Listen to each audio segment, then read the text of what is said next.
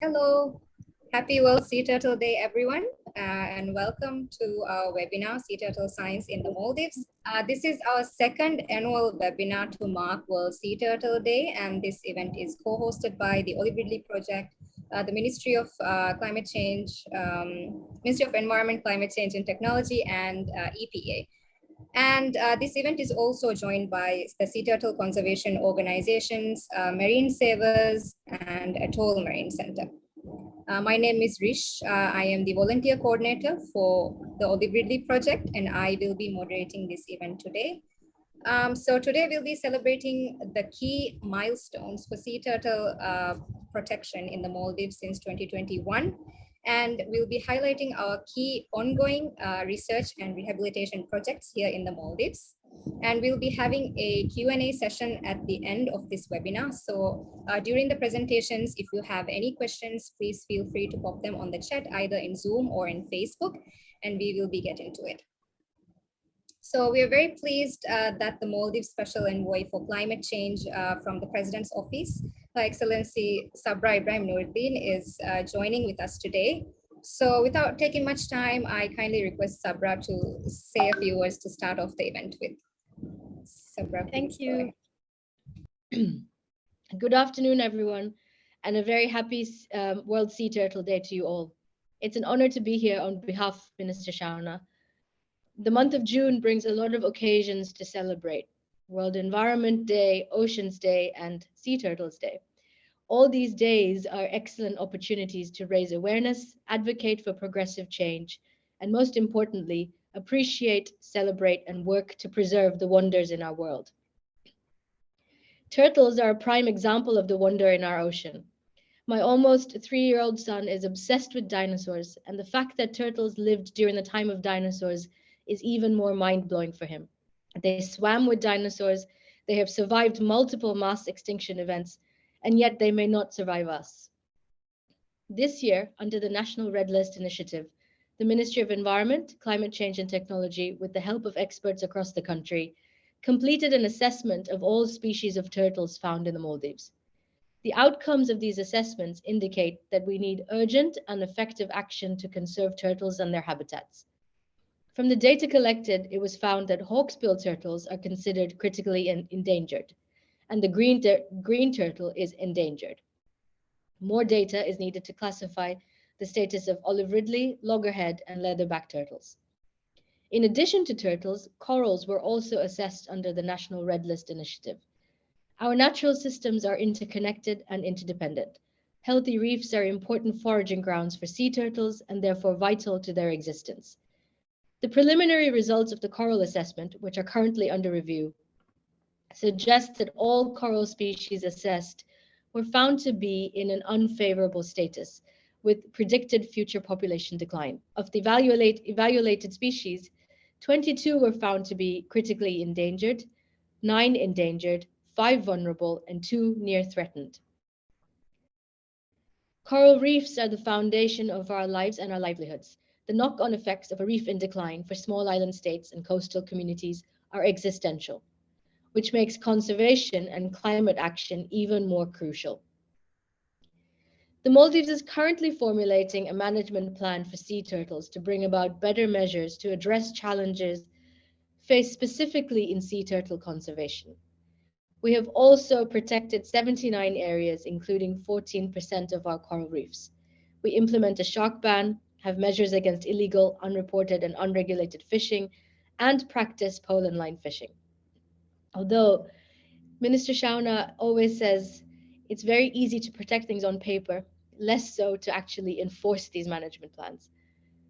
Plastic pollution, and specifically marine plastic, is deadly to sea turtles, and the Maldives are having to contend with the increase in plastic waste on our beaches, in our ocean, and in our fauna and more.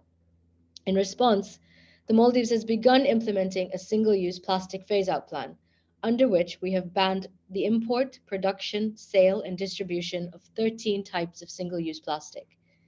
As we've seen today, the problem is not ours alone. Ghost nets and plastic pollution that come into our ocean and onto our shores is a global issue and requires working with partners across the region. The government of Maldives is also working with the Blue Prosperity Coalition under the New Raja program to produce a marine spatial plan that focuses on protection and sustainable blue economy activities. The aim is to protect at least 20% of our ocean territory in consultation with all stakeholders. As an ocean state, our social, economic, and cultural wealth is tied to the health of our ocean. Through a combination of awareness, passionate advocacy, and regulation, we hope to be able to convince people of the value of conservation and the importance of meeting development needs in a manner that sustain our natural systems. For some, this will be termed in the economic value of how much they can charge a tourist to take them snorkeling to see turtles. For others, the beauty of seeing a turtle is value enough. Whatever the narrative, conservation and regeneration is key. I'm currently at the Sea Turtle Rescue Center in Cocopam, Dunicolo, and have been lucky enough to observe the incredible work of the Olive Ridley Project here. The care shown to your turtle patients is both inspirational and educational. I'd also like to acknowledge the conservation efforts by different organizations throughout the country, including the Olive Ridley Project, Marine Savers, Atoll Marine Center, and others, and how you work together to make a difference for turtles in the Maldives. The work you do to convince communities, policymakers, and others does not go unnoticed. Thank you all for your perseverance and commitment to preserving the wonders of our ocean. Again, on behalf of Minister Shauna, I would like to thank the Cocoa Palm team and Olive Ridley Project for the excellent arrangements. And I'm looking forward to listening to everyone's presentation and learning a lot more about turtles. Thank you. Thank you, Sabra. I hope you're having a good time at the rescue center. Thank you for highlighting the current actions that are being undertaken to protect sea turtles in the Maldives and for acknowledging the current works that are being carried out by conservation organizations in the conservation and protection of sea turtles. So now we have some pretty exciting news for all of you watching the webinar. You have the chance to name a sea turtle. Let me just very quickly show you the individual. Right. I hope you're all able to see my screen. So this is GR1291 spotted from Felivarukadu in Lavian Atoll. And this juvenile green sea turtle was found with a huge shark attack injury. As you can see, the entire back right flipper with a chunk of its carapace is gone. We've been receiving quite a lot of ID shots of this individual, and the photos show that the wounds are actually healing. So this goes on to show how amazing and resilient sea turtles are, despite the numerous challenges that they face. So go creative with the names and comment on the post that we have up on the event page. And at the end of this webinar, we will be picking up one winner at random. So next up, we'll be moving on to the presentations. We have a panel of very experienced speakers present with us this year as well. So first off, we have Angela, or Angel as I like to call her. Angel is our sea turtle biologist from Six Senses Lamu, and she will be presenting on sea turtle biology. So Angel, please go ahead.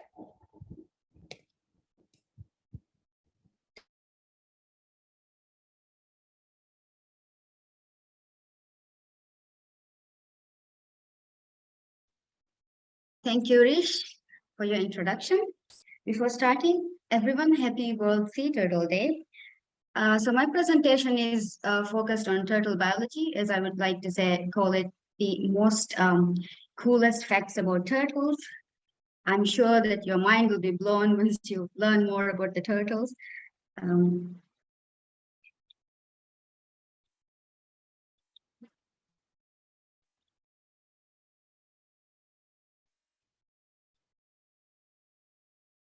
So starting off, turtles belong to the class reptiles. They're relatives with snakes and lizards as well. They have lungs. So just like us, they need to come up to the surface to breathe. They're cold-blooded, and this is why they're found in the tropics and subtropics. In places like Maldives, we have 5 species within the Maldives, and they can live up to 60 to 80 years. It also depends on the species again. Although they live a lot of their time in the sea, they still have to come on the land to nest. Looking at the anatomy of the turtles, so they have pretty big lung, but they're way cooler than us because they can spend a lot of time underwater, a long time underwater, especially when they're sleeping or resting. However, when they're active, they need to come a little often. They have 3 chambers in their hearts. The kidneys are not evolved to process all of the salt that they ingest when they're feeding or foraging. So they have salt glands just on top of their nostrils that excrete the salt, the excess salt that they ingest. Looking at the turtle history, so the sea turtle species we see today are evolved 65 million years ago. And in the 1900s, they were heavily harvested for their meat, leather, eggs, and shells. And this resulted in a huge decline in the sea turtle population in the 70s. And as of today, we only have six out of 7 species are vulnerable or endangered. So these are the 7 species of turtles found worldwide. The flatbacks and Kemp's Ridleys are not found within the Maldives. The leatherbacks are the largest sea turtles of them all. And it's a soft-shelled sea turtle, the only soft-shelled sea turtle species. And the most common sea turtle species you will find in the Maldives are the green sea turtle and the hawksbill. The green sea turtles are the largest hard-shelled sea turtle species in the world. And the olive ridleys are not very commonly found, but the only time they're found are when they're entangled on the coast nets that I will go into details later in this presentation. I will be focusing this presentation only on the most common sea turtles found in the Maldives. So the green sea turtles, they have a very distinct, pretty round face. They're called green sea turtles not because their shells are green. Their body fat is green in color. They eat a lot of seagrass and spend a lot of their time grazing on seagrass meadows. They're very shy compared to the hawksbills. So the hawksbills have serrated spoots on their carapace, and they have an overbite. The beak looks very similar to the beak of a hawk. That's why they're called the hawksbill turtle. They spend a lot of their time on the coral reef, and it's sometimes it's hard to spot them because they're very much camouflaged with the coral reefs. They have a lot of CCA, crustose coralline algae, grown on the carapace. So turtles reach sexual maturity very late in their life. So once they reach sexual maturity, they go to mating grounds where their mate, the male lies on top of the female using his front flippers, and it's the female's responsibility to go up on the surface to breathe. And multiple males can mate with one female in the mating season. So when she lays eggs, one nest may contain embryos of different fathers. So in a nesting season, a female can lay up to between 2 to 8 nests. And she crawls on the beach, usually at night, to avoid predation and heat exhaustion. She uses her front flippers to dig a body pit first. Pit using her rear flippers, that is the actual nest, where she lays the eggs that looks exactly like ping pong balls. They're soft-shelled, covered in mucus. She may lay up to 2 to 3 eggs at the same time. And this is a very long process. It depends on the turtle species. And so once she lays the eggs, she leaves and she is unbothered. She doesn't care about the babies or the nest at all. And it takes about 50 to 70 days for the hatchlings to emerge. They spend about 3 to 5 days to crawl up from the egg chamber to the surface. And the most coolest fact for me about turtles is that their sex is determined by the temperature of the nest. So if it's warmer, it's more females, and if it's cooler, it's males. The pivotal temperature of the 1:1 ratio of male-female is 29 degrees Celsius. So after they crawl up to the surface, they immediately go into the ocean, or sometimes they like to take a nap before heading to the deep ocean. So once they go to the deep ocean, we actually do not know where they go to. But there have been recent studies, where scientists have seen sea turtles in an area called Sargasso Sea. It's basically a region in the Atlantic Ocean that accumulates brown algae that floats on the sea. So this is where usually they hide. Since babies have a very soft shell, they're very much likely to be eaten by bigger sharks and fish and stuff. So it gives them protection until they grow they grow a harder shell. So turtles are highly migratory. They like to travel between countries to countries, and even to different regions. So the natural threats for turtles are fortunately very less compared to what we do to them. So the natural threats, I believe, are mainly the bigger sharks and fish. The beach erosion is most likely accelerated by humans. So it is more of a anthropogenic, I would like to call it. So these are the threats we cause to the turtles, from plastic pollution. So turtles mistakenly eat plastic, and it leads to death and a lot of other problems for them. There's poaching, where people harvest them for their meat, shells, and eggs. Light pollution. So baby turtles, when they emerge from the nest, they follow the brightest light, which has to be the light of the horizon. But if we have artificial lights on the beach, they're going to get disoriented. Boat strikes, they get a lot of injuries, and fishing is mostly because of the bycatch, where a lot of turtles get entangled and mistakenly, or they get killed. Climate change, as I said, the sex of the turtles are decided by the temperature. If there's a global warming, the temperature is going to rise, and there's an unbalance of male-female ratio. And construction, the beaches are being destroyed. There's a pet trade going on, where baby turtles are kept in captivity in small tanks and fresh water, which they absolutely don't like, and it's harmful for them. Invasive species, you might bring a pet and then just accidentally or mistakenly release it, which don't belong in the ecosystem, and they end up causing great imbalance to the ecosystem. And the discarded fishing nets is one of the biggest threat to sea turtles, especially because they're highly migratory. So ghost nets are the discarded fishing nets that are thrown, or they end up in the ocean, that accumulates a lot of other trash, and sea turtles get entangled. Not just sea turtles, but a lot of other marine life as well.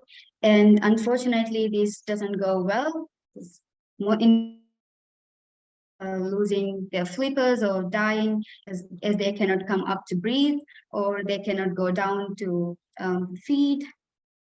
But these are all the things that can make a difference. So let's work together and try our best and take turtles out of the red list. Thank you. Thank you, Angel. Great reminder of how absolutely cool and amazing sea turtles are. And you're right, the sea turtle facts never fail to blow my mind. So next up, we have Isha. Ish is the project manager for ORP from the Maldives, and Ish will be talking about sea turtle population and as well as nesting research. So Ish, please go ahead. Thank you, Rish. Let me just share my screen.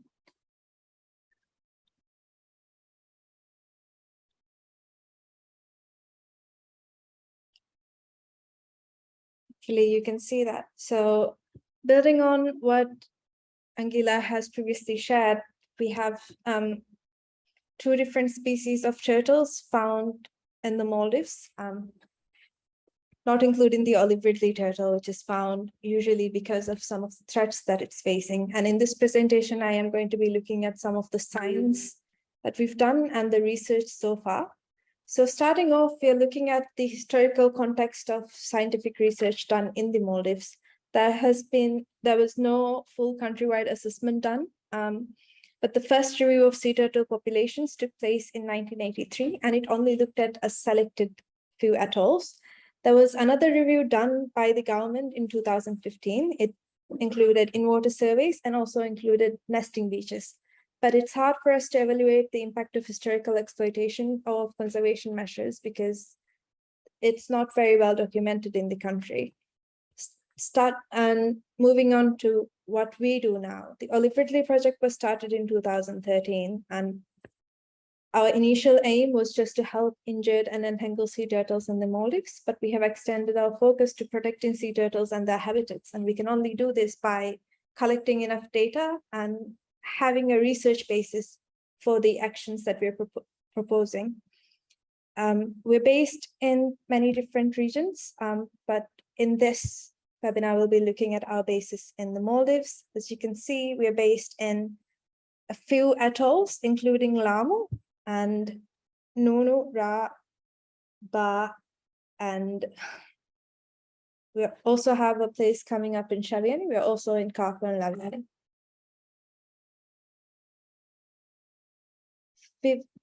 We're trying to answer the big question of how many sea turtles there are with our bases at different atolls. And this is also something that citizens can contribute to us just by taking photo ID. So as you can see from this picture here, photo ID is a very non-invasive method.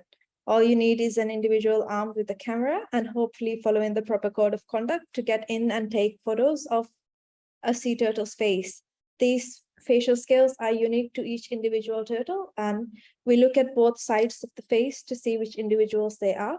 The green sea turtles and the hawksbills have different scale patterns and different shapes that can help us identify which ones they are. And through this non-invasive method, we've started analyzing how many sea turtles there are. We have our own manual database. These are some examples of what a manual database looks like. So you can see we have given them an ID code, a name, a national ID code. And this national ID code we give only to turtles if we have the right side of their face. There are some turtles that are identified with just the left side of their face, but these ones are considered candidate turtles, and until we can match it up with their right side, they're just kept on record as candidates. And this is because both sides of the face are asymmetrical. We also collect photo ID data of the nesting turtles, but in our population research, we're only analyzing the wild turtles. We contribute all of our turtle sightings or turtle encounters to a global database called the Internet of Turtles. Over 30,000 encounters recorded in the Maldives have now been uploaded to this website, and this is a very helpful tool for us to continue to analyze the sea turtle populations. So, how many turtles are there? Looking at this map, it's very easy to feel like Ba, Laviani, North Malay, Ari, and Lamu have the largest population of turtles. And we'll talk about that later in a bit. But of the wild turtle populations that the Olive Ridley Project has identified, over 1,000 of them are green sea turtles, and we've identified over 4,000 hawksbill turtles. The hawksbill turtle hotspots here are recorded as Ba, North Malay, and Ari. But we have to factor in the fact that there is a sampling bias. These are the locations that have the most amount of tourist activity, and therefore we get more citizen science contributions from there. Ba and North Malay are also locations where we are based at, so we can do continuous monitoring of these sites. Whereas the atolls, especially in the south, from Wau to Ta, and also Gafu to Addu, we don't really have someone based there, and we don't really have much tourism going on. So there aren't much people providing us with photo IDs. When we look at the green sea turtle hotspots, we notice that our records so far indicate Ba, Laviani, and Lamu as hotspots for these species. However, as we are also looking at different atolls, we're based in Ra and Nonu as well, and we haven't found as many greens there. So with green turtle hotspots, we can confidently say, despite there being a bias in how we collect samples, these are hotspots significant to the country. And then what we look for is what the population is made out of. So what percentage is male, female, juvenile is very important to understand how healthy the population is. With greens, we have identified at least 19% of the population as being female adults. And with hawksbills, the majority of the population has been identified as juvenile. And this is important. And this is also something that Mustina will be explaining later, is how we factor it into our National Red List assessment. When it comes to population trends, our hope is to regularly identify new turtles via photo ID and reach a saturation of the sites that we're based at. So that is to say, a site is what we call a snorkel or dive spot, and it's a small area that we are monitoring. So how many turtles will happily stay in that small area? And what's the number of turtles that are likely to stay there? If the numbers are changing, is it because new turtles are coming in? Are the old ones leaving? How are the populations developing overall is what we're trying to identify. So we look at the likelihood of when the turtles will be sighted again. And we're also trying to do statistical modeling with it in cooperation with an international university. We did a case study of saturation sites at Lama Faruha. This is a site in Lamu Atoll. Lama Faruha is a small shallow reef, and we've identified 36 different hawksbills in the area. 20 of these were recorded as juveniles. In 2021, the majority of sightings were of just 7 different individuals. And although we see new turtles coming into the site, we also have not seen some of the turtles that we used to see before. So it's likely that Lama Faruha has reached or is close to reaching its saturation number. And at this site, interestingly, we see a lot of hawksbill activities at shallower depths, but then we have the greens more active at deeper depths. Our population study has analyzed data from 2017 to 2019. So this is 3.5 years of data. This is just the continuous monitoring that Olive Ridley Project has been able to do since we've been based in the Maldives. We have not been able to analyze data from 2020 because of the pandemic. So with the data that we've collected before the pandemic, we used the capture mark recapture method, and we used 2 different data sets to study the hawksbills and the greens, just because these are populations that behave very differently. And again, we are looking at how many turtles there can be at a specific place and how their behavior is like. We did a sighting survey of the turtles in Lamu Atoll. So this is just information from number of turtles sighted at different site types in Lamu Atoll. So we looked at channels, channel corners, outer reefs, inner reefs, Tila, which is deep submerged reefs inside the atoll, Giri, which is shallow submerged reefs inside the atoll, and seagrass meadows. And what's really interesting here is for both greens and the hawksbills, we see that the channel corner and outer reef sightings of the turtles decrease in September, which also coincides with an increase in sightings at inner reef, Tilas, and Giris. And we want to understand why. There's definitely a seasonal fluctuation here, and we've also noticed a seasonal fluctuation when the monsoons change in Ba Atoll as well. But all of this research or data we're collecting is also giving us more questions, and it will require more continuous research to answer them. We also did a population, we've also seen a population turnover in Laviani Kuredu. So 25 of the turtles that were regularly seen before are no longer sighted, but in turn, 19 new individuals have come to Kuredu's lagoon. And Kuredu is one of the green sea turtle hotspots in the country. Its lagoon has so many different individuals identified. And from this data, we can also infer that they might be a habitat for juvenile use. And maybe once they've grown up a certain size, they're moving away.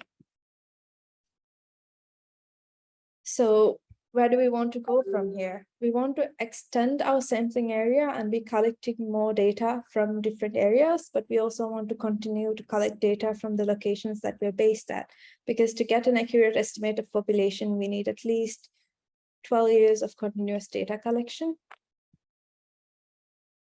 We want to refine our population models based on our photo ID data. So with all of the data that we collect, we also continuously want to be understanding it better and building more research on it. And one of the things that is discussed is how the turtles of the Indian Ocean are believed to be smaller than the rest of the world, especially with the greens and hawksbills. So we want to also understand their size at maturity. And in places like Galaviani and also in Lamu, we are able to closely monitor how the turtles are growing up the moment they start reaching a certain size. The photo here shows an adult male turtle as it starts growing out its tail from 2018 to 2020. We also have noted that the turtle populations or turtles we've identified so far, they're unique to each site. They don't really move around much outside of the atoll. So this leads us to ask if these populations are different subpopulations in the same country, or if they belong to the same gene pool. So we hope to be doing a genetic study of hawksbills in the country this year with the EPA to answer that question. Moving on to reproductive biology, we also look at nesting research around the country. We have collected data from 8 atolls on nesting activity. Most of this is from greens. We've confirmed nesting hotspots in Lamu, Ba, and Nonu atoll. Hawksbill nesting is very sporadic in the entire country, so there's not much recorded there. I want to quickly look at the nesting frequency on Lamu Olweli Island. If you look at 2018's data, you start to notice that there was a very clear season seen from April to November, and then there was the same in 2019 as well. But in 2020, the season starts to change. It goes from March to July and then in December. And in 2021, the nesting season has completely flipped over and you get a break in June, but nesting season starts again from July and continues until December. So this shows us that there is either no true nesting season in the Maldives, or that Maldives has year-round nesting in the country. So this is research that we are looking at and will be presenting the findings at the Maldives Marine Science Symposium in August. So as we are studying sea turtle nesting, we're trying to answer questions of incubation time, which is time they spend within the nest. We found that on average, it's 57 days before they come out. We're also trying to find the length of the internesting period, not the interesting interval. And we found at least 2 turtles that have come back to nest 3 years after they were first sighted nesting, which leads us to believe in their case, the internesting period is 3 years. And we want to then monitor the status in comparison to historical data. And all of this feeds into the National Red List Assessment. So if you have any questions about that, I'm happy to answer that in the Q&A section. You can also leave it in the comments, but I will hand over now to Rish. Thank you, Ish. So Ish has touched up on some of the research that's currently being carried out. And now Muhsina, a Senior Conservation Officer from the Ministry of Environment, Climate Change and Technology, will be sharing how this research helps to inform and create conservation action. So Musi, please go ahead. Yeah, it just started raining. I hope the sound isn't too bad. So let me start our works regarding the red list assessment. So my presentation, I would highlight what is a red list assessment and the works we have done so far and our findings of the red list assessment.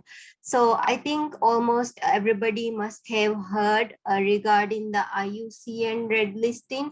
IUCN red listing is the global standard for assessing the status of the species. So IUCN red list is also undertaken at national level. So this year Maldives has started its first red list assessment at national level. The objective of this is to compare how we are doing as a nation, and there are several regional assessment, and this helps at national and global level to sort of join together and work together towards conservation of the species. So today we will be highlighting the Maldives Red List assessment of the marine reptiles, which are the 5 sea turtles found in the Maldives. So here you can see the level of extinction risk. Extinction risk is divided into 2 categories where we go from least concern and near threatened, and the yellow vulnerable, endangered, and critically endangered. These are the areas where we need action, and we divide species based on the data available. And for red list assessment, only certain level of credible data is used for assessment to assess whether the species falls within a category. So extinction in the wild and extinct is sort of the worst category that a species could be in, but there have been some good, success stories where we have been able to, at global level, where species under extinction in the wild has been reintroduced through conservation measures. The population has been managed to increase. So also there are other categories for example, data deficient, not applicable, and unevaluated species. So on the right side, you can see a table.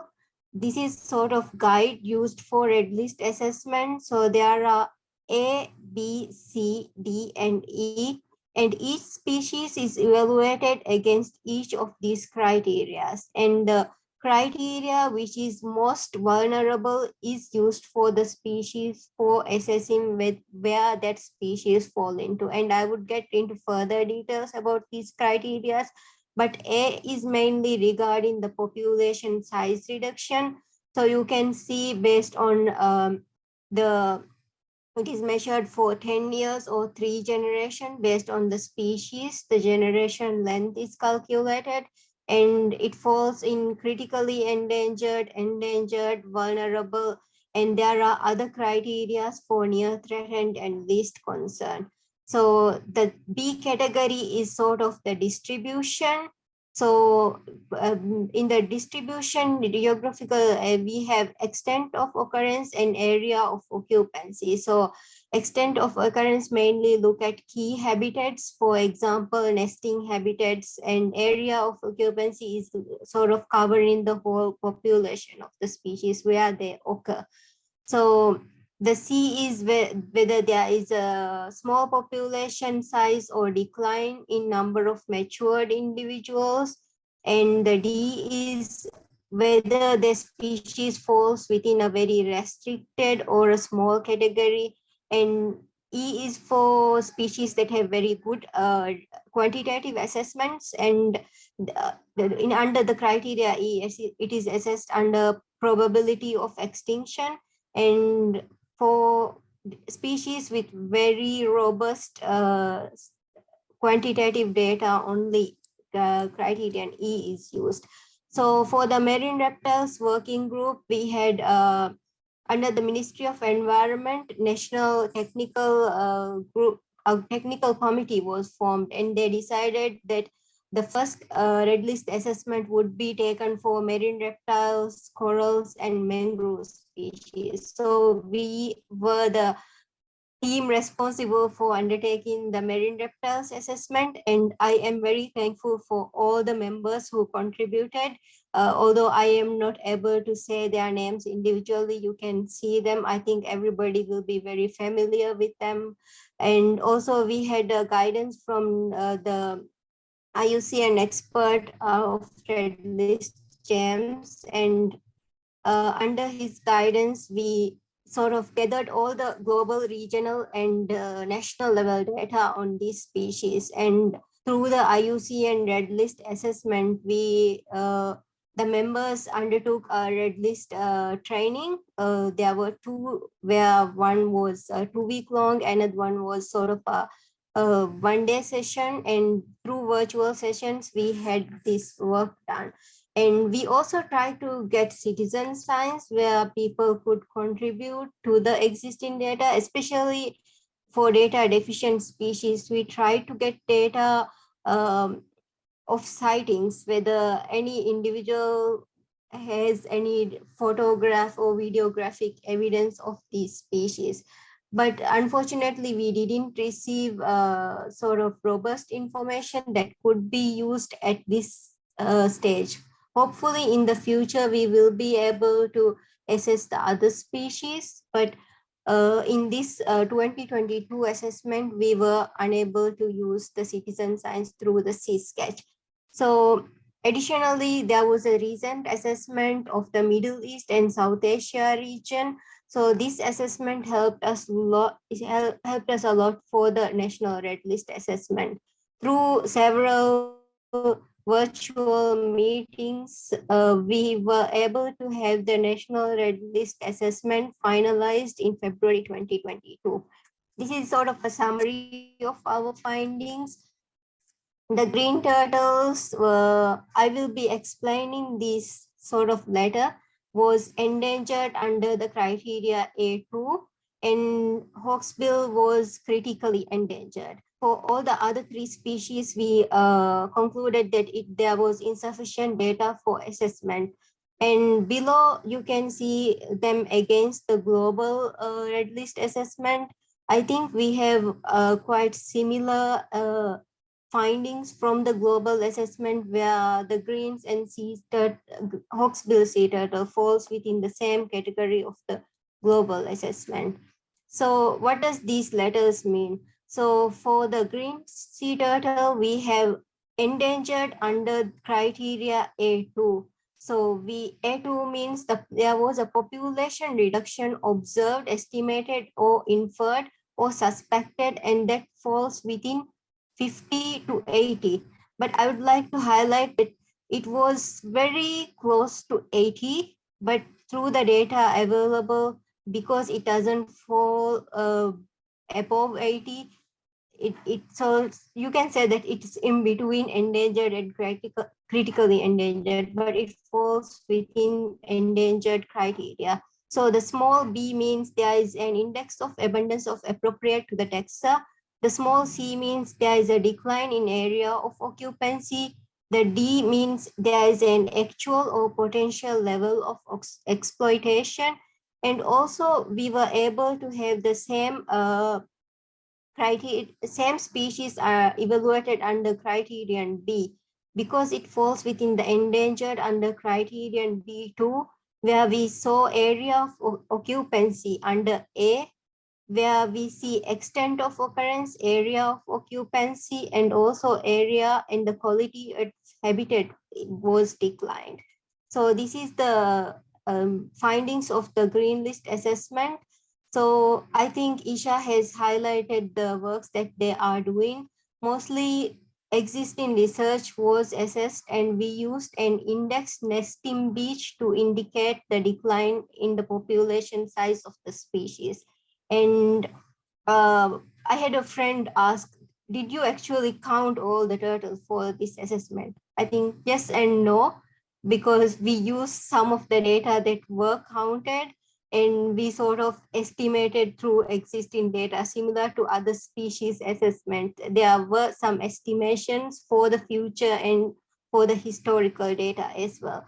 And as Isha has highlighted, the historical data is limited, and we are presented some of the data, we are unable to distinguish whether it is for a certain species. So there is a challenge where we do not have consistency of protocol for collecting the data, where it is a challenge for an assessment like a red list assessment to use this.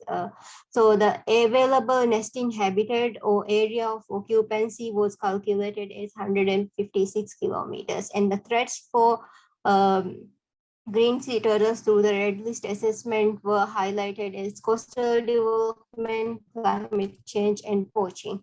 For the hawksbill turtle, this falls within the critically endangered criteria. And as I have highlighted these small letters, there was a population reduction under A2, but it falls, rate of reduction is above 80. That's why it is listed as critically endangered. And it is through index of abundance and decline in area and extent of occupancy, and also actual and potential level of exploitation is observed in the Maldives. And it is very similar to the global assessment. And hawksbill turtle data is limited, and we use the estimates of nesting females for this assessment. And since 1980, we have over 95% decline of this species. And there are multiple of threats to hawksbill, including habitat loss, poaching, pollution, and this species is listed as critically endangered and should be needs more action towards conservation.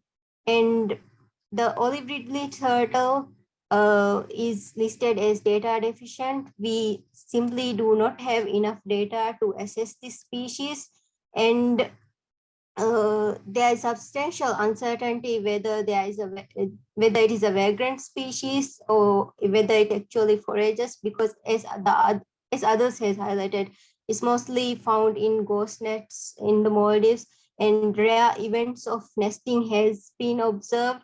But the Maldivian population mostly belongs to the subpopulation of Sri Lanka and east coast of India. So more research is needed and to identify whether there is a native species, which is highly unlikely. So for loggerhead turtles is similar, where there is data deficient, and we had only 5 confirmed recordings, where 4 were mature individuals and 1 juvenile individual. And this is mostly a vagrant species, where we find them through migratory pathways used in the Maldivian waters, and possibly no native population of loggerheads are found in the Maldives. It's similar to the leatherback musimbi. At national level, there are 4 confirmed recordings since 1906. And I also would like to highlight that the global assessment of this is critically endangered. And even though we have data deficient for these species, we should treat with caution, because it's highly likely that the few rare sightings that we see are very critically endangered species. The main threats observed across for the species were habitat loss and degradation, climate change, illegal trade, poaching, pollution, especially as others have highlighted, light pollution, solid waste, plastic pollution, bycatch, and human disturbance. And for the conservation of species, national actions and regional actions are essential for appropriate measures. We have to address fishing gear use, not just at national level, but at regional level, a change is needed. So our recommendations are additional research is needed, and conservation of species need conservation of their critical habitats, especially nesting beaches and foraging habitats. And we need to address all the threats if we are trying to conserve these species effectively. That includes the threats identified above, which includes climate change, pollution, plastic, and fishing gear, and other measures as well.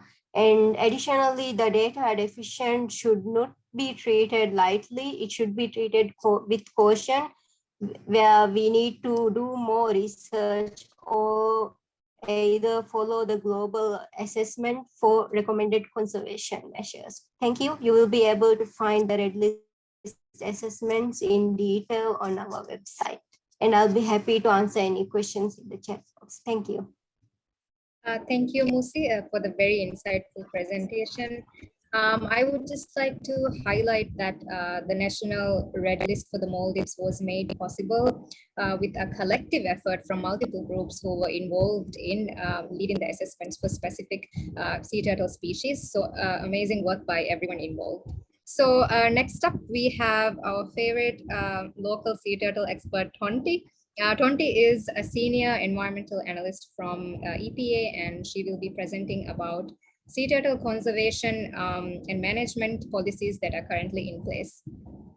Tonti? Thanks, Rish, for the very kind words. Yeah, let me just share my presentation. All good? Yep. So I'll be going over the sea turtle conservation enforcement aspect of it, the not so fun part, I have to say. Yeah, so this is something I think we've been trying to do for the last 30 years really, but this is still in the infancy. We did have harvesting of sea turtles even in the past, but it only became exploitative only fairly recently. So with the boom of tourism in the 1970s, the exploitation of sea turtle missed, harvesting of eggs, and as well as catching juveniles to make them into souvenirs, all of that just sort of peaked. And on top of that, a lot of the nesting beaches were being taken for resort development.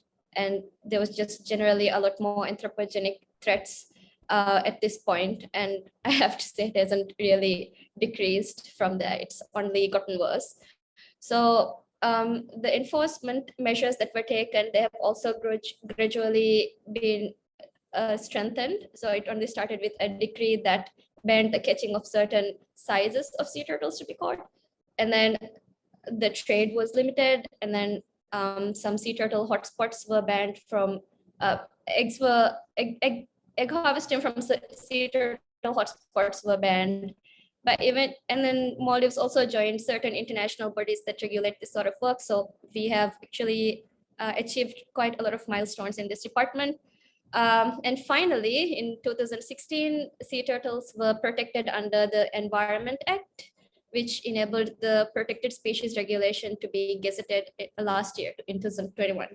And we're currently working to draft the first national sea turtle management plan.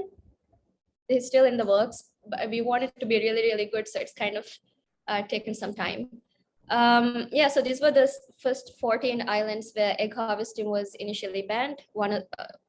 Two of these islands are now, three almost, protected as protected under the Environment Act, including Olugiri in Atoll, and the sea turtle nesting beach of Ravandu is also proposed to be protected this year, and turtle nesting beach of Lamagadu has been protected last year or this year, I'm not entirely sure, but yeah, so we are in the process of protecting a lot of these nesting beaches because we can't protect the turtles if we can't protect their habitats. Yeah, so I'll be going a little bit more over the guidelines that need to be followed under the protected species regulation. Most of this stuff is taken from the management plan that will come into effect shortly, but even now it's still applicable because it's still under the protected species regulation. I'll go over the violations first. I feel like this doesn't have to be told at this point, but I am truly sick and tired of telling people not to touch turtles, but here we are. So this is, I don't think people realize this is actually illegal. There's really no need to touch them unless they need help, and they don't need help unless they're like caught in a ghost net or something. So this is illegal. Picking up hatchlings is illegal. Don't pick them up unless they need help, and in most cases they don't. So what happens when you keep them in these little tubs is they, for one thing, lose the energy that they need to get to the open ocean and find safety. And they also need to imprint on the beach where they're born. So you're essentially taking them away from their future nesting beaches. They also need to expand their lungs when they come out of the nest. So there's a reason why these things are actually made illegal in the Maldives. Sorry. Yeah, and harvesting of sea turtles. So to this day, this still continues. And I understand this is a sensitive topic because in the past, this was an important source of protein for locals, but now with all the imported food and because of all the anthropogenic pressures they face, the populations have dwindled so much that we really don't need to eat them for survival. Like there's other things to eat. And the other thing we find quite a lot is having sea turtle hatchlings as a pet. They're incredibly cute, but even cuter when they're in the ocean. So one thing that you're doing to them when you take them away from their natural habitats is you're introducing them to diseases, human diseases. You're not providing them the right space they need, the enough space that they need to exercise, to explore, learn natural. Sorry, was there a question? Okay, I'll just continue. Okay. Yeah, so when you take them out of their natural habitat, you are taking away their natural instincts as well. And when people are asked to release their hatchlings, I think some people get very sad. And we have had instances where they're just chucked into the sea. So even if you're upset, just don't chuck them into the ocean. You can release them gently. That is the thing we could all do, I think. General animal welfare. Yeah. So to summarize, all of these things are very, very illegal, and action will be taken under the Environment Act if you're caught doing any of these things. Yeah, so to add to that, I would like to highlight that simply because we get so many requests, not so many requests, but we get asked about hatcheries and Head Start programs because it's done in some parts of the world. That this is also something people consider doing in the Maldives. But the thing with hatcheries and Head Start programs is that, for one thing, we're taking away natural selection. And we're also relocating eggs and taking them away from the natural process. And also this enables, or this sort of encourages poachers to do the same. And Head Start programs are only really effective if the adult population survives to adulthood. But in the Maldives, I think even from the data we have, it's pretty clear that it's mostly the juveniles that are cited. So this is something that is also not permitted in the Maldives. So under the management plan, we are also planning to have sea turtle nesting habitats protected in one sense or another. So they're all not going to be listed as protected areas under the protected area regulation. But for any nesting turtle, if it's a local island, then the island council will be responsible for looking after the nests. And for islands that are leased to private parties, then the private parties would be required to monitor the nests, and they would have to get it approved by EPA as well. So this is one of the, this is Orlogate that I mentioned. This is an amazing island where sea turtle nesting occurs quite a lot in Atoll. And this is another area where green turtle nesting is not just nesting. This is where sea turtle nesting, green turtle nesting is observed a lot in Atoll. So this all the protection of these sites is among our #1 priorities. Management of sea turtle nests. Oh, yeah. So even though a lot of people still dig up the nests for consumption, I think everyone knows that it's very much prohibited. And in addition to that, interference is also prohibited. If you want to watch the turtle, please do it from a distance where they would not be disturbed. So for this, we'll just like for you to follow the general code of conduct. And once you observe nesting, you should either report to EPA or any organization that's currently conducting sea turtle studies. And and when you come across a nesting turtle, please avoid making noise. Please do not go and touch the turtle. Take pictures of it with flashlight on. Just don't approach it while the female is nesting. So just watch from a show some respect and just watch from a distance. And once the management plan is gazetted, then you are legally required to do this as well. Even now, disturbance is considered as illegal, so any sort of interference would still count as a hindrance to sea turtle nesting. And for sea turtle hatchlings, like I mentioned earlier, just don't pick them up. Just leave them alone. I think that is the part you need to remember. Leave them alone. And if you're gonna watch them at night, use a red light that is not too intense, because we've had instances where some red lights, when they're too bright, they're found to disorient hatchlings. So if you're gonna watch them, just make sure that you're staying away from them and using a red light that's not too intense, so they do not get disoriented. But in the cases where in local islands where there are lights on the beach, there are times they do get oriented, in which case you could pick them up, but please do inform EPA and wear gloves if you can, and move them to the beach, not in the sea, so they can imprint on the beach. Guidelines for swimming with turtles. Essentially, I think a lot of this is just mostly watch from a distance. And do not try to feed them. This goes for a lot of wildlife. I think in the Maldives, it's actually considered as a form of kindness to feed wildlife, but you're doing the complete opposite when you're feeding them. You're taking away their natural food source for one thing. You're normally not feeding them the proper diet, and they don't need for you to feed them for one thing. And they also need to use their instincts for hunting. And also it's part of an ecosystem, a food web. So it's all interconnected. When you come into it, you're disrupting the flow. So just in general, if you're gonna watch them, if you're gonna swim with them, please do it from a distance, and you'll find that they're actually pretty chill. If you swim from a little bit of a distance, they'll see that you're not a threat and they would not mind you too much.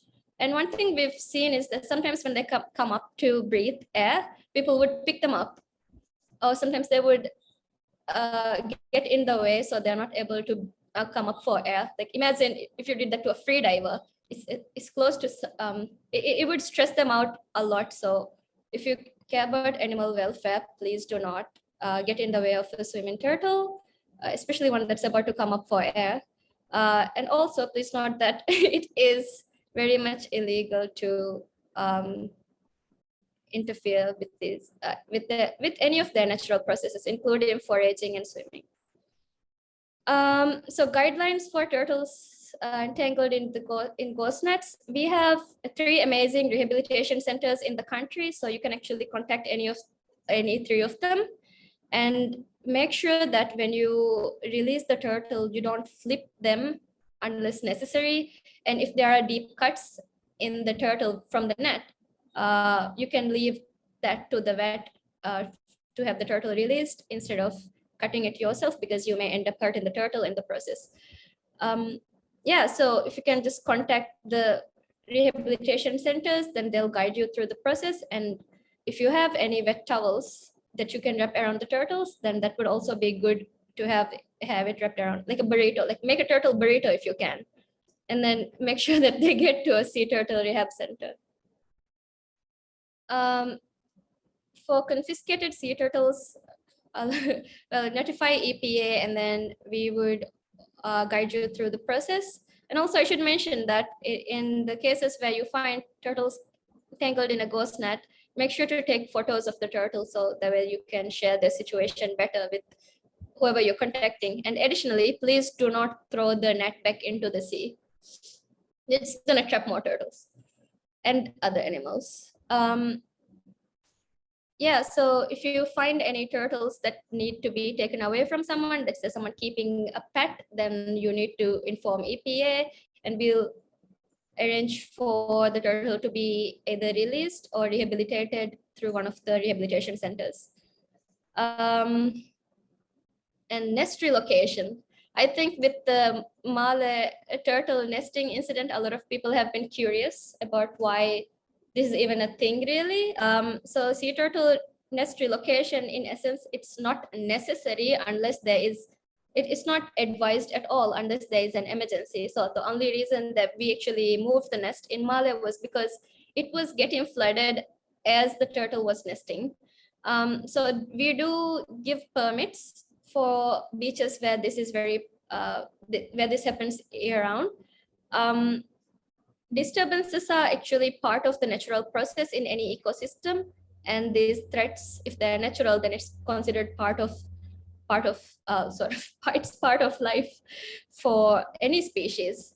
But in the cases where we are altering our island beach profiles through reclamation or dredging, then we could consider this leading to erosion as an anthropogenic change. So this is one reason why we're allowing sea turtle nest relocation. Even then, there is a certain methodology that you need to follow.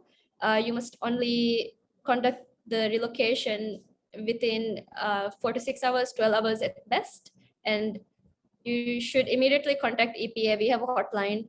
And for places that you have observed continuous inundation, you could get a permit ahead if you've observed sea turtle nests being inundated all the time. That way you don't have to worry about the permits later on. So you need to run your methodology by us, have it approved, and make sure that you send the data back to us. And recently there was this one nest that was relocated after taking the eggs away from poachers, and unfortunately the nest did not hatch. There's actually, I wanted to add here that even in nest relocation, there are complications that the turtle hatchlings could face. There's actually morphological changes, tiny changes that have been observed in some studies for nests that are relocated. So if there is any chance that you could leave them alone, then please, then our stance is that we would just rather leave it alone. So sea turtle nest, sorry, not nest, rehabilitation centers. So sea turtle nest, I keep saying nest. Rehabilitation centers also need to be registered in the EPA. So at the moment we have 3 organizations with multiple centers across the Maldives. They all need to fit a certain criteria to be registered as a facility. You can get a permit for 5 years if you meet the criteria. And for the facilities that were built before the guideline came into place, we have provided a grace period for them to meet the criteria. So the turtle rehabilitation centers, they need to have proper signage, make sure that so people know what's happening with the turtles. It's not like a zoo, and have proper information regarding the patients there.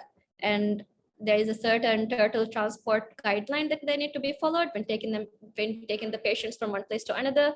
They should all have access to veterinarians and the medication needed. And most importantly, they need to meet certain tank size requirements. They should also meet certain water quality requirements. So there's quite a lot that needs to be taken into consideration when you think about when you have a sea turtle rehabilitation facility. And under the protected species regulation, we actually have 3 types of applications. We have one for research, we have one for rehabilitation centers, we have a special permit that we use for different things because it's not necessary to have an application for every little thing. So for the special permits, we cover things like having parts of sea turtles, not like bones, specimens for educational display, having someone look after an injured wildlife that is protected for a short amount of time, something for flying turtles, and for sea turtle nest monitoring. If it's not done as part of a research, then you need to take a special permit. And also for sea turtle nest relocation, if you're not doing it as part of a study, then you could either opt for a special permit or a research permit. It really depends on the scope, and you can clarify it with us by email. So I've put these three application forms just to show you. They all kind of look the same, but they're not. Yeah, so there's many ways you could reach out to us. We are very, very available. You could call or message us via our hotline, and during the office hours, you could also contact us through our office number. The work is mainly regulated through Environmental Research and Conservation section of EPA, that's ERC. So you could email us directly, or you could also email the Secretariat. You could also reach us on Twitter and Facebook. So we're also available on social media, though for longer queries, I request that you all email us, please. Yeah, so we have quite a bit of enforcement strategies in plan. I think enforcement is the hardest part, truly. If we had better funding, perhaps we could do a better job, but as we don't at the moment. So we're hoping to, yeah, so there are certain things we can do to enforce the things that are listed as guidelines in the regulation, such as penalization. And also withholding permits if you're doing something illegal through your permits.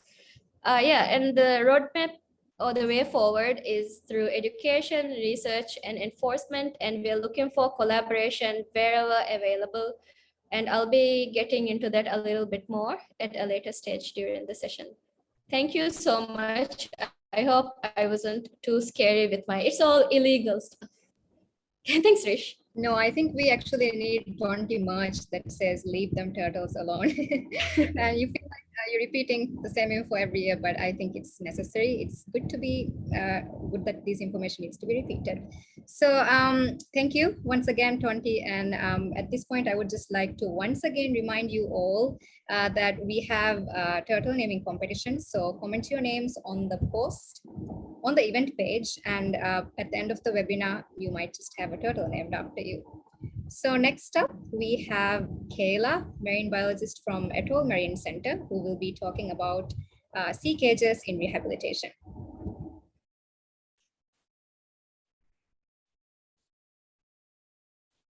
Thank you, Rish, and happy World Sea Turtle Day, everybody. I'd like to introduce myself. My name's Kayla. I'm one of the marine biologists at Atoll Marine Center. And thank you today as well to the Olive Ridley Project, the Ministry of Environment, Climate Change and Technology, and the Environmental Protection Authority Maldives for hosting this wonderful event today and for the invitation to speak. So today I'm going to be touching on our sea cage rehabilitation at Atoll Marine Center. And I'm also going to be introducing our floating marine center action plan, as well as the awareness and local employment that is also going to boost.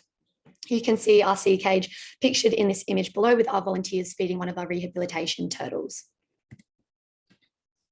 So a little bit about Atoll Marine Center. We opened in 2012 by the NGO Naifuru Juvenile, and we are located on Turtle Beach in Naifuru in the Laviani Atoll. We're the only locally run marine conservation organisation in the Maldives, which gives us an incredible opportunity to create change here at a local level. Initially, we kind of opened in regards to a large amount of hatchlings, which were being kept as pets in the Maldives.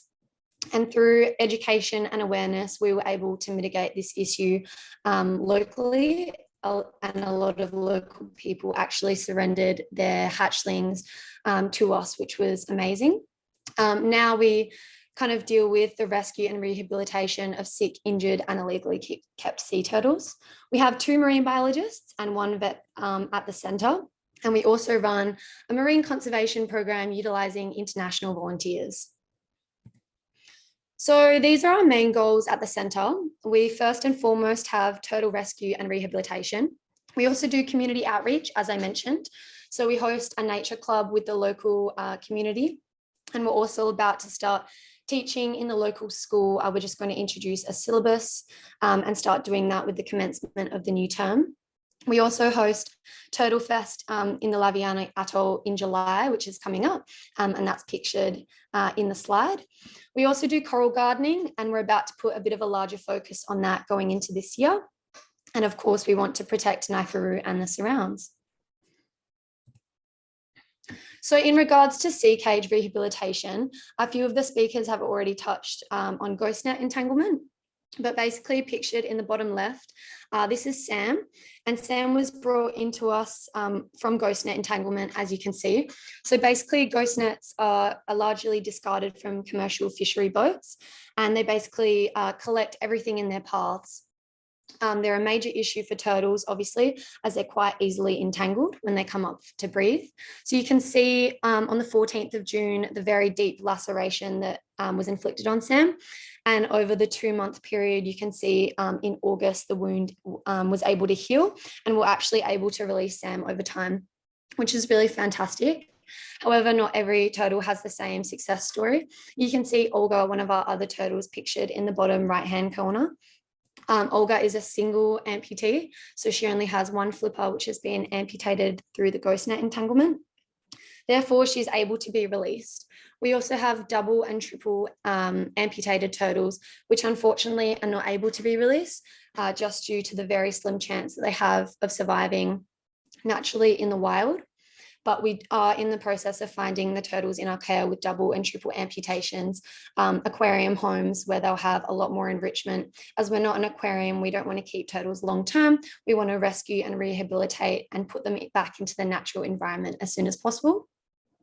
A lot of the turtles in our care have also suffered from buoyancy syndrome, which is also due to the ghost net entanglement. So basically, due to the stress of being entangled for long periods of time, the turtles are hyperventilating, and basically this can cause ruptures and tears in their lungs, which forces air into their body cavity, which is quite hard to remove. Sometimes it does involve surgery. However, you can also do ocean rehabilitation swims, which you can also see Olga is pictured in that image. The most integral part of our rehabilitation process, however, is our sea cage, which you can also see. So this is for many reasons. Basically, it exhibits natural behaviours in their natural environment and therefore speeds up the rehabilitation process. Turtles in the sea cage are able to build up their strength as they can practice their diving, they can swim against the waves and the currents, which makes it more efficient for pre-release. Turtles are also naturally solitary animals, so it allows them enough space to kind of, again, exhibit their natural behaviours. The depth of our current sea cage is 5 meters and it's 30 meters in circumference, which allows ample space for this diving behavior. So this is a figure illustrating the success of the sea cage. Obviously, it's from the years 2015, 2016, and 2017. I haven't included the years of 2019 and 18 as our sea cage was undergoing repairs. And then during the pandemic, we were unable to get the materials shipped to us at the center in the Maldives. It was increasingly difficult. So this is a little bit of updated data, but obviously data is ongoing for this year as well. But you can see in regards to the proportion of released turtles, there was a higher proportion for all years of sea turtles, which utilized the sea cage for rehabilitation than which ones that did not. This is our proposed floating marine center plan. So when this is built, it will be the first ever floating marine center in the Maldives, which is extremely exciting. I'd also like to thank the United Nations Development Programme for the grant, which has enabled us to fund the materials and the construction of this fantastic project. You can see that there's going to be 5 floating sea cages, so a little bit different to the one that we currently have. They're going to be square in shape and 4 meters by 4 meters in length. The one on the left-hand side, that's going to be 4 meters by 8 meters, just to allow a little bit of extra room if we have any specific cases that will require. It's also going to include a solar-powered office space, which you can see in the green square, which we can then run tours and other awareness sessions. The entire floating marine centre is going to be built by locals, and we're going to source locally sourced materials for the office space as well. So obviously, as I mentioned, there are massive benefits to utilizing a sea cage for rehabilitation. So obviously, there's more space, there's higher enrichment for the turtle, and there's a better quality of life whilst they are in the rehabilitation phase, and a familiar environment for them. At the moment as well, we pump seawater directly from the ocean to our marine centre. But if we're able to rehabilitate turtles directly into the ocean, there's going to be a constant circulation of this clean seawater, which is of course going to lower our overhead costs for the centre. And it's also going to increase our productivity because it's going to allow us to focus our efforts on awareness and conservation rather than on the maintenance of things such as scrubbing tanks, which we do on a daily basis. It will also increase the more successful releases over time, and it will also hopefully increase the number of tourists on Naifuru and at AMC, which is going to be great for the local economy and for raising funds to sustain our project. So in cohesion with the Floating Marine Center project, we're also going to be launching an awareness and education plan. So this will largely involve community integration and education regarding marine conservation, and also particularly the challenges facing Maldivian wildlife. We're also going to be launching a new plan called Let's Go Zero Waste, and we'll meet with the local community on Naifuru on a monthly to 2 monthly basis and discuss with them what they think are the challenges facing our local island and how we can mitigate them together with the centre. We also, as I mentioned, run the Nature Club currently, so we're going to be having more of a focus of that with our Floating Marine Centre, integrating education as well as the rehab side of things. And our current centre, which is currently on the land, is going to be used as a base for environmental classes, and also we're going to expand our vet clinic as well. So our vet is going to start offering more affordable spay and neuter services for the local community, as well as vaccinations. And we're also going to be launching a spay and neuter program for the wild cats that we have on the island, as well as their population is increasing by the day. This entire plan will also boost the employment and training of local staff. So we're about to start the process now of training 2 local interns on a 3-monthly basis. So if you're Maldivian and you're watching this stream at the moment and you have an interest in pursuing marine biology, I strongly encourage you to apply. We're going to be advertising in the next 24 hours or so. The role will be paid as well due to the stipend by the United Nations Development Plan. We're also really going to focus on the employment of women. So I strongly encourage you to apply if you're a woman as well, just to boost more women in the marine science industry in the Maldives. Currently, both the marine biologists at AMC and our vet are all women. So we hope that we can offer a nurturing, supportive environment for any women that are wanting to take the next step into their marine biology career. We're also going to be utilising the help of local marine assistants as well. So this will primarily be school-aged children who can help with the running of the centre and can take a bit of responsibility for their local environment, including those with disabilities, because obviously a lot of people with disabilities aren't able to experience the marine environment as a lot of other people are fortunate enough to. So if we can get them out on a boat and out at the Floating Marine Center, that will be another really great educational tool so everyone can enjoy the marine environment of the Maldives. This is just a timeline so you can all visualize the plan. So at the moment, we have acquired the Floating Marine Center. We're in phase 1.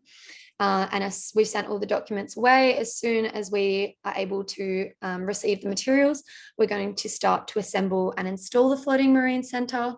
And from here, we can then launch our awareness and education plans and then start to employ and train local staff. If you are an international viewer at the moment as well, you can also come and volunteer with us. So we take international volunteers for all weeks of the year. You don't have to have a marine science background. You're welcome to come and volunteer and get a really hands-on Introduction to Marine Conservation, and you can see everything working in person at the centre.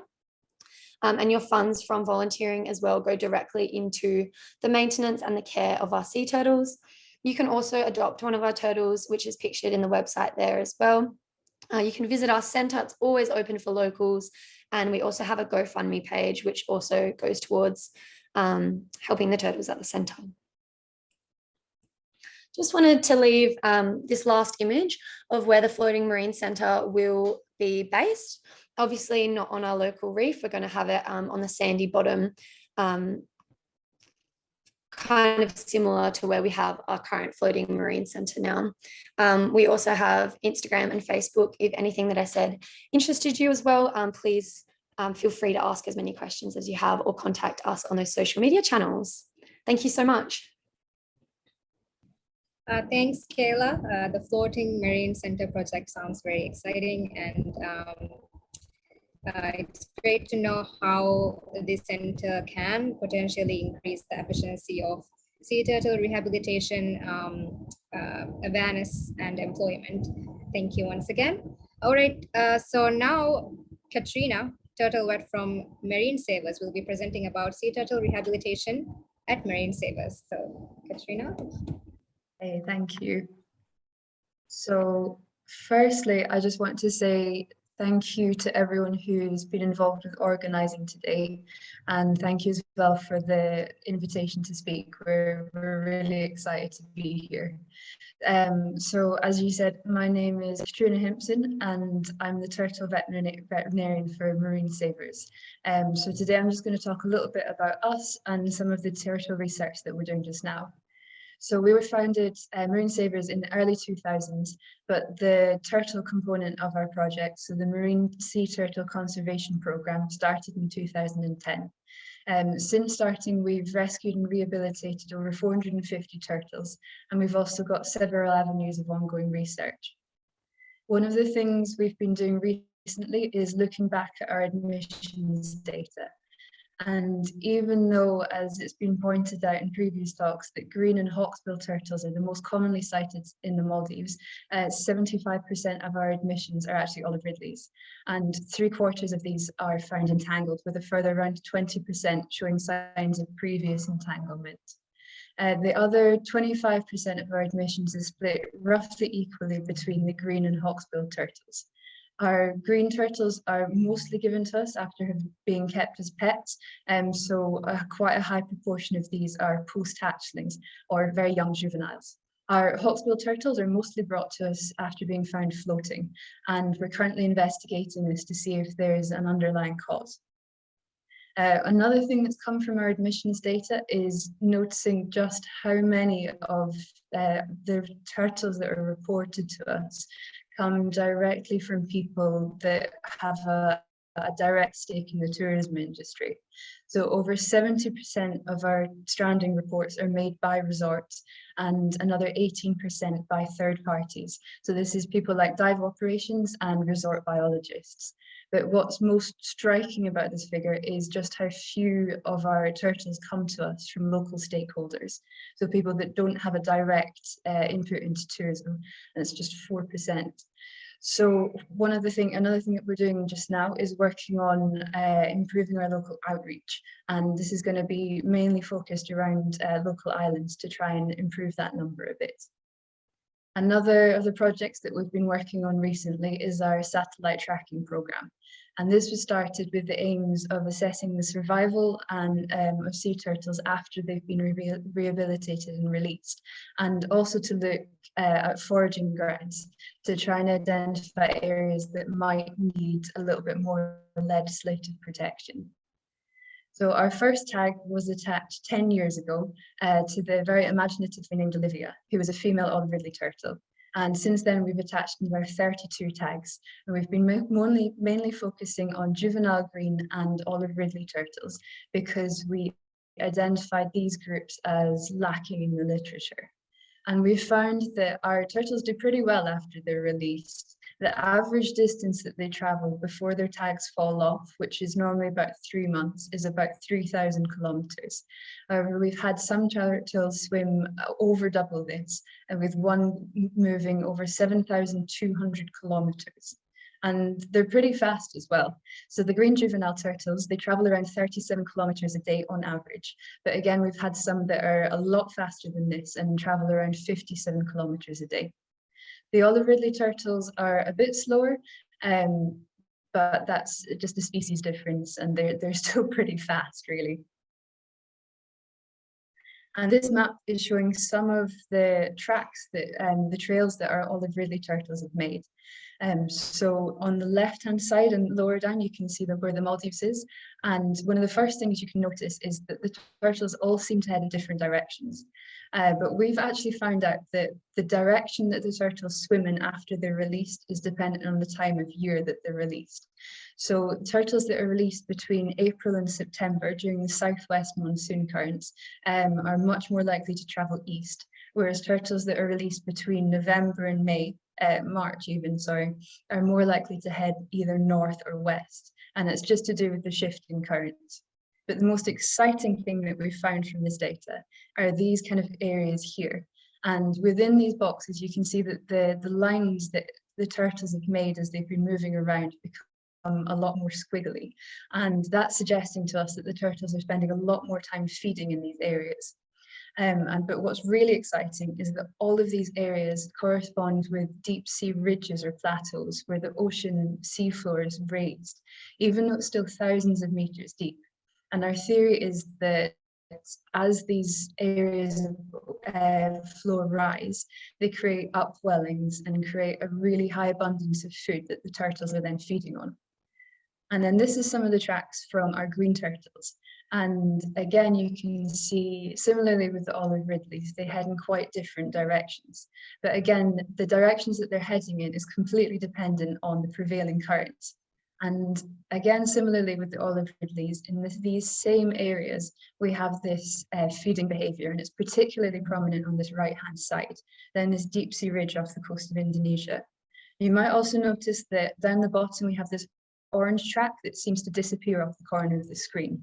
And that's because this little turtle, by the time her tag fell off, she traveled over 6,000 kilometers and was over halfway to Australia.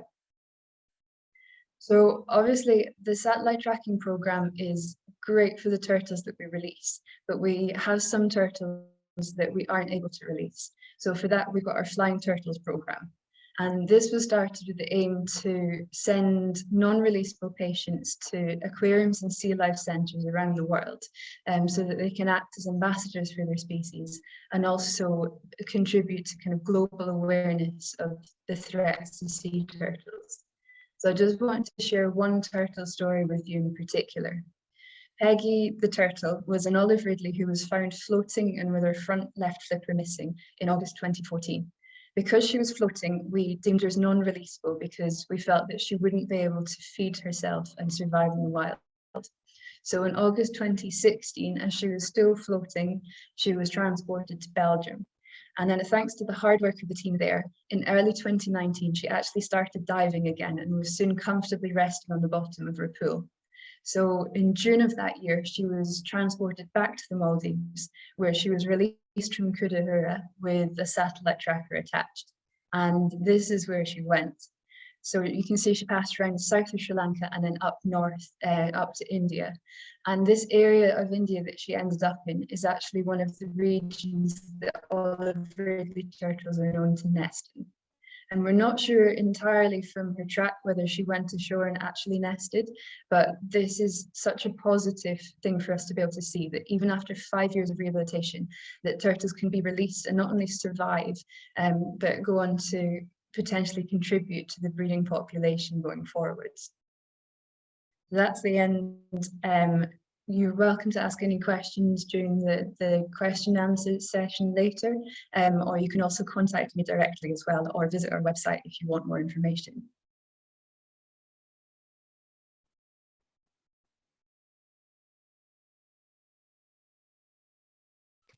Thanks, Katrina, for providing an overview of all the great projects that Marine Savers have been conducting in the Maldives. And I would like to note that Marine Savers was the first to fly a turtle here in the Maldives as well. So next up, we've got ORP sea turtle biologist from North Male presenting about satellite tagging rehabilitated turtles, how it's carried out, how it's tracked. So Joe, go for it. Amazing. Thank you so much, Rish. Great to hear what everyone's doing and amazing to see some of the analysis of Marine Savers satellite tagging, which is great to see that you've had so many tags and analysis there. So thank you for that. I'm just going to go into a little bit about ORP's strategy and what we're doing. So just sort of a bit of a background on what satellite tags are. So a satellite tag is a radio transmitter that transmits data to satellites that are passing overhead at the time. So we're using Telonics satellite tags, which connect with the Iridium system, which is a pretty good system. It's got 66 satellites that are overhead. So majority of the day, if a turtle comes up to the surface, it's going to ping to one of the satellites, which is always good to get accurate results from there. Now, the tags we're using, they track location via GPS, they track depth, so how deep the turtle is diving, time, so we can actually see how long the turtles are diving for, how many times they're diving per hour, and then temperature of the surrounding water as well. So why are we tagging our turtle patients? So our two main aims for our study are to find out where the Olive Ridleys go to feed in the Indian Ocean, and to determine what environmental factors make a good feeding ground for Olive Ridley turtles.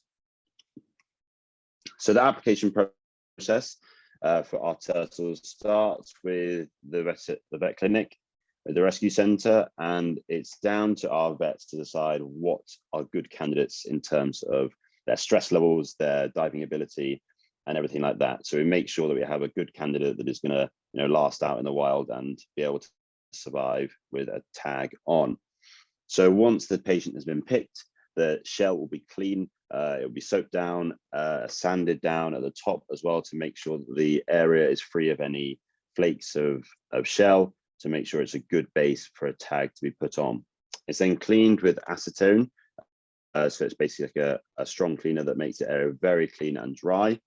And then we will attach the tag using epoxy. So we use a low heat epoxy resin that cures in a number of minutes, and so it instantly attaches to the shell. What we then do is we then paint it with anti-fouling paint. So we have this red paint on the left-hand side here for Autumn, our first tag patient. And what this paint does is it stops the tag from growing algae, which can get on top of the saltwater switches. You can see the brass nods at the top. And if algae can grow on them or the surrounding area, then it's going to stop the tag from working properly. Then we keep the turtle overnight still to make sure it's relaxed, it's not stressed before it's released the next day. And then we start tracking it.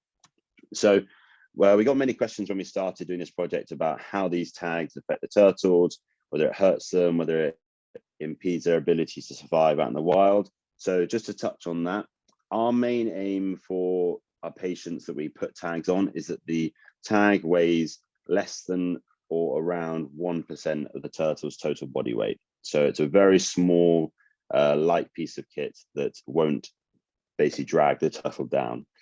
The red paint that we put on it, people worry it'll attract predators, but for all the divers out there, they know that when you go beyond 5 or 10 meters, you can't see the paint, the red color anyway. So with our turtles at Olive Ridley's that are spending a lot of time at 50 to 100 meters, they won't be able to see that color anyway, the predators.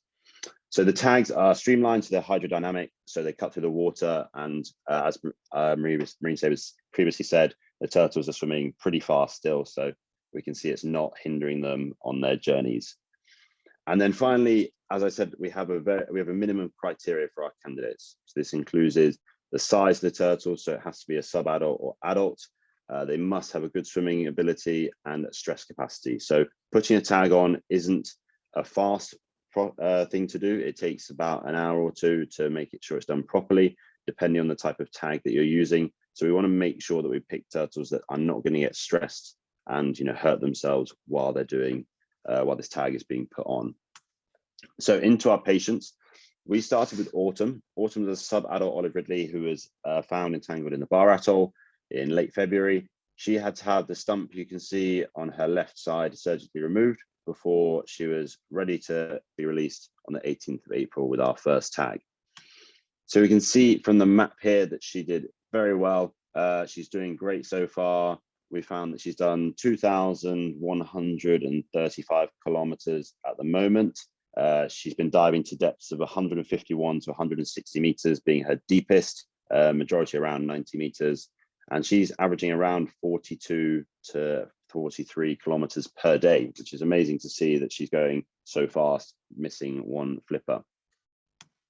So we then have Pickle. This is our second patient that was put a satellite tag on. It's an adult female Olive Ridley, found entangled and washed up in December. So it took a little bit of time to recover. She had to have her back right flipper amputated, and she was already missing half of her front left from a previous entanglement or possible shark bite.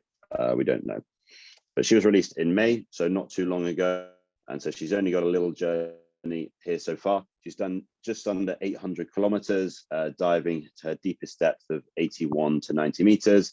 And she is going very fast. So she's averaging just under 50 kilometers per day at the moment. Now, recently we found that she's actually stopped in that area slightly. She's slowed down. She's slowed right down in that area.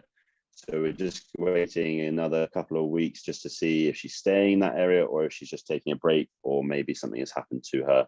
So we just want to wait and see what happens next with her. So what does the future look like for the SatTag project? So ORP track it's too early at the moment to do proper analysis. We're going to deploy more tags. We're aiming for around 15 of these tags to have a really good data set. And then we're going to run dynamic Brownian bridge movement models. So we're using these to find sort of home ranges. So this will determine high use areas that these Olive Ridleys are going to go to. And then we'll run decision tree analysis models to determine the environmental variables that drive foraging habitat selection for these Olive Ridley species. So if you have any questions about the project or satellite tagging, please let me know. I'll be happy to answer.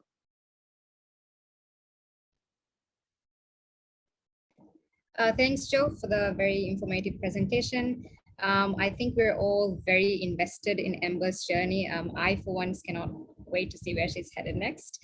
So next up, once again, we've got Tonti touching upon the opportunities for collaboration in sea turtle conservation.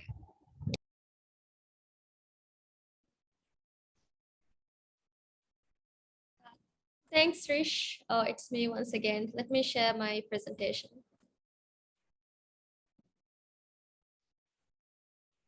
Oh, no.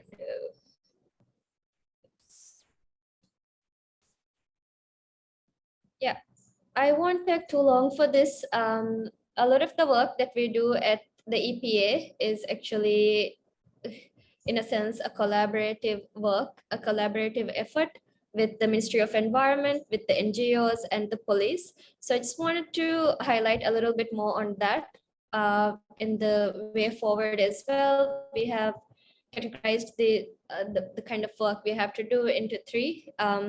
And for education awareness, we're in the process of developing the terminology for the terms that are typically used in sea turtle conservation, including, well, the anatomy of sea turtles. And we want to develop guidelines and best infographics with the help of artists, with hired artists ideally. And we want to incorporate our conservation curriculum into the national curriculum as well. Well, more like, yeah, and we also would like to have a natural history museum at one point or another. And hopefully that's something we could all achieve through MNU maybe in the future. But yeah, to touch more on the kind of things that we have going for us at the moment, this is one of the research projects that we are doing with a PhD student, Claire. She is also one of the vets at ORP. So in this study, we are still looking at the perception and attitude towards sea turtle consumption and conservation in the Maldives. This kind of studies help us to focus where awareness need to be well more focused. identify the demographics where it's more applicable, and also identify parts of the Maldives where certain conservation aspects need to be enforcement, even need to be strengthened. So this is one area where we definitely looking to partner up with NGOs and research groups. And as Ish mentioned, we're actually going to have our first sea turtle genetics expedition this year. It's currently in the works. As soon as we have the vessel ready, we're off to go. And then we have internship opportunities. This is open for university students as well as students who have just graduated after completing their A levels or even O levels.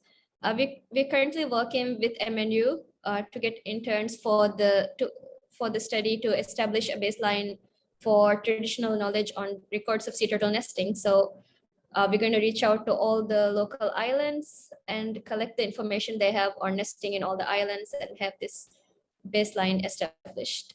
And we're also working with schools. This was a pilot project for Vandu. It's also identified as a sea turtle nesting hotspot.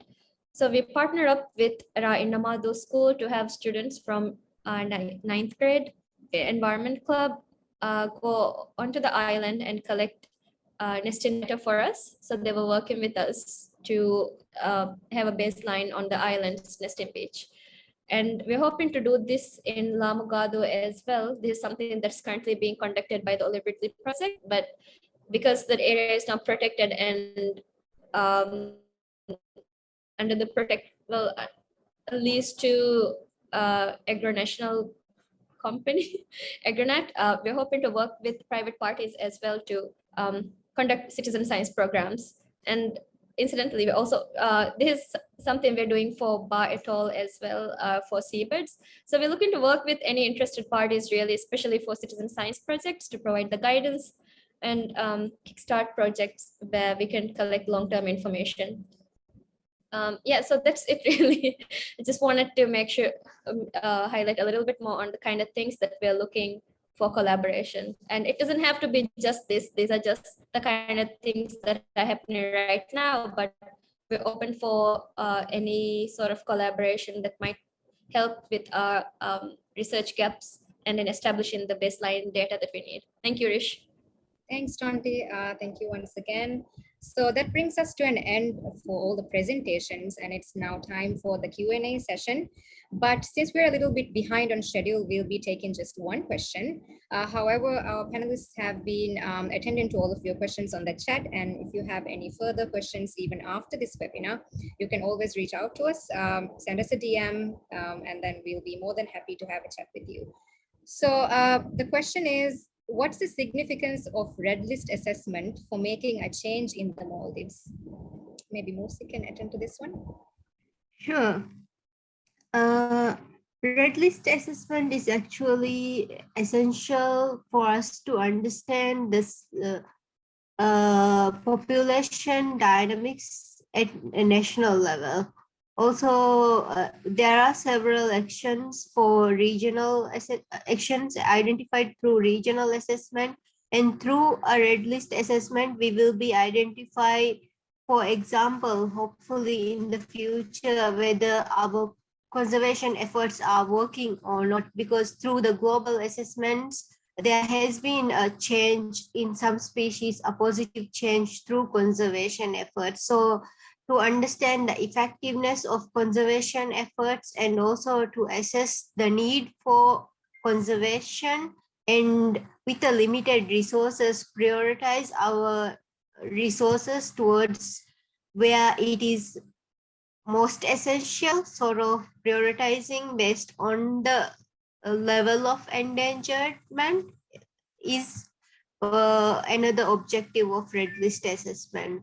I hope that answers the question. And red list assessment do also have key priority areas identified for research. That's also another use of national red list assessment. Thank you. Okay, thank you, Musi. So now it's time the moment that we've all been waiting for. Our intern Nahi has been busy collecting all the great names that you've been suggesting for the turtle, and now each will be doing us the honor of selecting the name for the winning turtle. Hi, so I have all of the turtles that we found in a bowl over here. And the magic naming competition goes to, the name we've picked out is Bakuru. This is a Maldivian name. So whoever named the turtle Bakuru, you will be getting a naming certificate soon. We'll be in touch. Yeah, great name. Thank you. So now I would just like to request Dr. Martin, founder and CEO of the Olive Ridley Project, to say a few words before we conclude the webinar. Martin. Thanks, Rish, and thank you to everyone for their very interesting talks. It's great to hear so many different projects and work behind the scenes to conserve sea turtles in the region. Over the last 10 years or so, I've seen a shift in attitude that has resulted in more organised rescue and rehabilitation efforts that collectively rival some of the best facilities and efforts in the world. Consistent and long-term data collection nationwide to better understand sea turtle populations and their distribution, and an increasing number of collaborative events such as these that highlight challenges faced by sea turtles in the Maldives to the public, academics, and to policymakers. I'd also like to agree with Tonti's earlier comments on the need for collaboration. I simply cannot agree more. This is the single most important thing we can do for sea turtles in the country. We cannot do it alone, and we need to stand strong together to protect our ancient reptiles of the sea.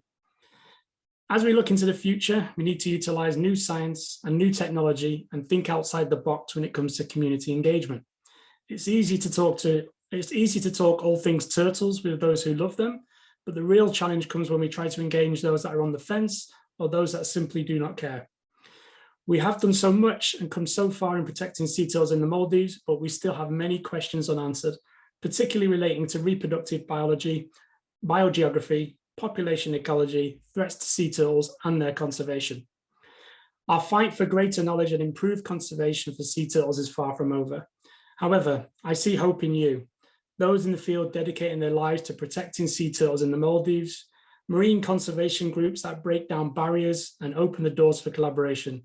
We have a long slog ahead, but we are halfway there, and I look forward to witnessing the great work done over the next 10 years.